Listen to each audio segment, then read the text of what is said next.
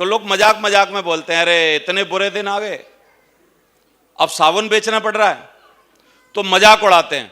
और दुनिया का कोई काम ऐसा नहीं जिस काम को आप करने जाओ और वहां पर छोटी मोटी समस्याएं ना आए, क्योंकि परेशानियों को झेलने के बाद, तकलीफों को झेलने के बाद आपकी जिंदगी अच्छी होती है, जिंदगी संवरती है। तो बोला, आप में से कितने लोग हैं जो चाहते हैं अपनी सारी समस्याएं उनकी खत्म हो जाए? बोला, साहब हम सब चाहते हैं। सब ने टांग भी उठा दी, हाथ भी उठा दिया, क्योंकि समस्याएं खत्म कर रहा है कोई आदमी, इससे ज्यादा क्या हो सकता है? समस्याएं हमेशा आपको देख के आती हैं कि आप कितने दमदार हैं, क्योंकि इस बिजनेस की एक काबिलियत है साहब, आपसे ज्यादा काबिल और मेहनती लोग आपके नेटवर्क में आ जाते हैं। तो ऐसे परेशानियां आती हैं छोटी मोटी, फिर लोग मजाक उड़ाते थे। जब आप इस काम को कर लोगे तो लोग थोड़ा आपका मजाक उड़ाएंगे जो साथ के होंगे, बातों बातों में हंसी हंसी में आपको बोल देंगे, और शर्मा जी आजकल साबुन बेच रहे हो? क्योंकि हमारे यहां क्या बेचते हैं? साबुन, पेस्ट, घर की चीजें, है ना, मसाले, चावल, सूट का कपड़ा, लड़कियों के लिए सूट का कपड़ा, औरतों की साड़ी, ये बहुत सारे हमारे यहां प्रोडक्ट हैं। तो लोग मजाक मजाक में बोलते हैं, अरे इतने बुरे दिन आ गए, अब साबुन बेचना पड़ रहा है, तो मजाक उड़ाते हैं। तो कितने लोग ये सब छोटी मोटी चैलेंजेस जो हैं इनको झेल सकते हैं? आवाज नहीं आ रही? झेल सकते हो?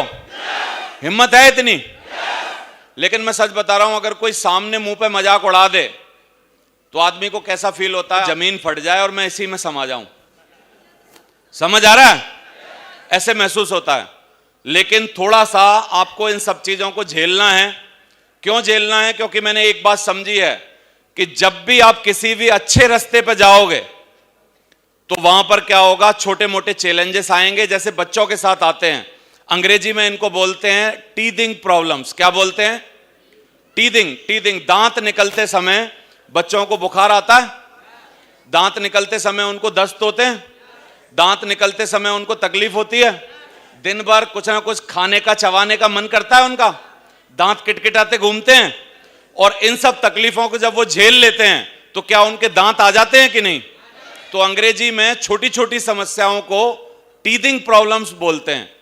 और दुनिया का कोई काम ऐसा नहीं जिस काम को आप करने जाओ और वहां पर छोटी मोटी समस्याएं ना आए। मेरी बात समझ पा रहे हैं कि नहीं? बहुत बड़ी कोई समस्या नहीं आएगी, लेकिन छोटी छोटी समस्याएं जरूर आएंगी। एक बार एक औरत एक डॉक्टर के पास पहुंच गई और वो औरत ने डॉक्टर को लिखाना चालू कर दिया कि उसको क्या क्या प्रॉब्लम हो रही है। और डॉक्टर भी आपने देखा होगा चश्मा चढ़ा के पैड की तरफ देखते रहते हैं, औरत की तरफ ज्यादा नहीं देखते। बोला, हाँ मैडम बताइए। तो मैडम बोल रही है कि आजकल मेरे को ना उठने बैठने में बहुत तकलीफ होती है। फिर मैडम ने बोला, आजकल बार बार उल्टी का सा मन करता रहता है। फिर मैडम ने बोला कि आजकल क्या होता है, कभी कभी ना ऐसे बिल्कुल चक्कर से आ जाते हैं, दिक्कत होती है, और खट्टा खाने को मन करता है। तो ये सब बातें सुनने के बाद डॉक्टर ने बोला, कॉन्ग्रेचुलेशन मैडम, आप मां बनने वाली हैं। क्या बोला? कॉन्ग्रेचुलेशन, आप क्या बनने वाली हैं? मां बनने वाली हैं। क्योंकि ये मां बनने के सिम्टम हैं। अब मैं आपको डायमंड बनने के सिम्टम बताना चाहता हूं। घर में विरोध हो रहा है? आवाज नहीं आई सही? हो रहा है? बीवी थोड़ा नाटक कर रही है, तांडव कर रही है, शुरू में कर रही होगी, किसी किसी की करती है। कभी कभी पेट्रोल खत्म हो जाता है, पैसे नहीं रहते पेट्रोल डालने के लिए, और आसपास के लोग मजाक उड़ा रहे हैं। Congratulation, you will be the diamond definitely. ये डायमंड बनने के सिम्टम्स हैं। डायमंड बनेंगे आप अगर ऐसा हो रहा है तो। कितने लोग ये परेशानियों को झेल सकते हैं? झेल लोगे? क्योंकि अगर वो औरत 9 महीना टिक जाए बस, और 9 महीना तकलीफ झेल ले, तो सुंदर से बच्चे को जन्म देगी और जीवन भर मां होने का गौरव प्राप्त करेगी। बोलो आप। और अगर वो ना झेल पाए और दूसरे तीसरे महीने ही जाके डॉक्टर के सामने खड़ी हो जाए, मेरे को ये तकलीफ झेली नहीं जा रही, तो जीवन भर कभी भी एक नई जिंदगी को जन्म नहीं दे पाएगी और मां होने का गौरव प्राप्त नहीं कर पाएगी कभी भी। क्योंकि परेशानियों को झेलने के बाद, तकलीफों को झेलने के बाद आपकी जिंदगी अच्छी होती है, जिंदगी संवरती है। तो कितने लोग बोलते हैं छोटी मोटी समस्याएं झेल सकते हैं? यार झेल सकते हैं? झेलेंगे? मैंने ऐसे समझा है कि अपने हिस्से की तकलीफें हमेशा आपको खुद को झेलनी होती हैं, कोई और नहीं झेलेगा। और हर जिंदगी में तकलीफें अलग अलग हैं, मेरी में अलग, आपकी में अलग, मेरी समस्याएं अलग, आपकी अलग। एक बार ऐसे ही सेमिनार हो रहा था, एक मीटिंग हो रही थी, मेरी तरह एक वक्ता स्टेज पे खड़ा था और वो आदमी ने पूछा, आप में से कितने लोगों को समस्याएं हैं? तो हर आदमी ने हाथ खड़ा कर दिया, साहब हैं। बोला, आप में से कितने लोग हैं जो चाहते हैं अपनी सारी समस्याएं उनकी खत्म हो जाए?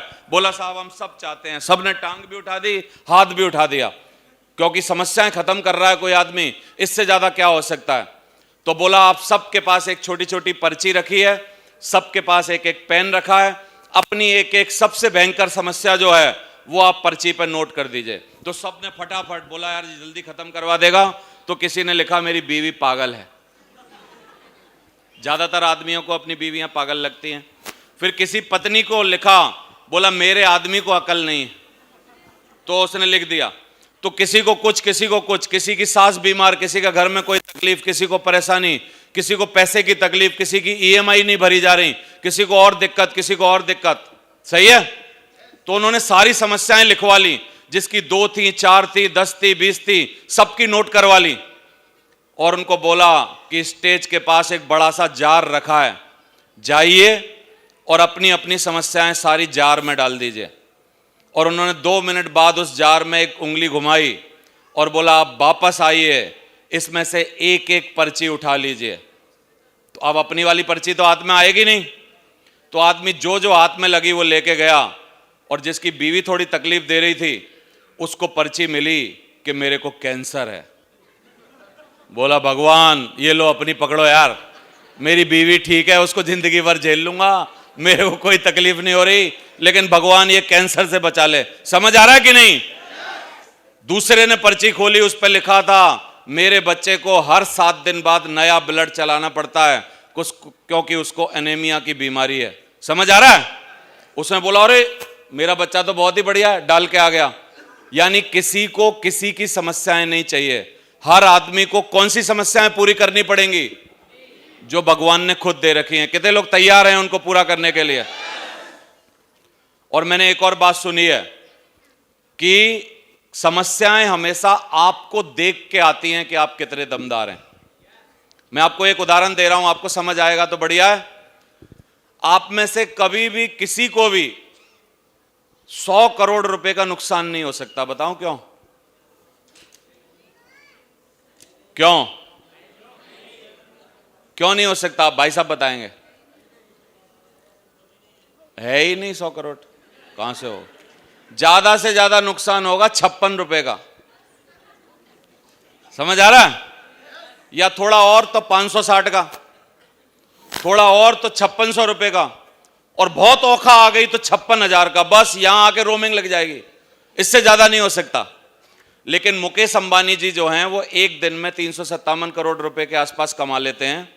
अगर उनको नुकसान होने को आए तो कितने लोग बोलते हैं उनको 10,000 करोड़ का एक ही दिन में भी हो सकता है? आवाज नहीं आ रही? और गलती से हमको हो गया तो एकदम पसर ही नहीं जाएंगे, वहीं खत्म ही हो जाएंगे, मर ही नहीं जाएंगे। बोला 10,000 करोड़ का नुकसान, अगर कोई कह ही दे, लाइन ही आ जाए, इतने में ही मां को भी हार्ट अटैक, बाप को भी, हमको भी, बच्चों को भी, लगातार सबको हार्ट अटैक हो गया। बोला यार इतना नुकसान कैसे हो गया? इसका मतलब समस्याएं हमेशा आपको खुद को, जितने आप हो, जितनी क्षमता आपकी है, जितना आप चाहते हो, जितना आप कर सकते हो, उसी के मुताबिक आती हैं। कितने लोगों को मेरी बात समझ में आ रही है? तो अपनी अपनी समस्याएं लेना चाहते हैं? मैंने तो ले ली, पूरा सीना ठोक के। मैंने कहा अब जो भी आए, जो कुछ भी हो, मैंने कहा मैं डायमंड बनूंगा।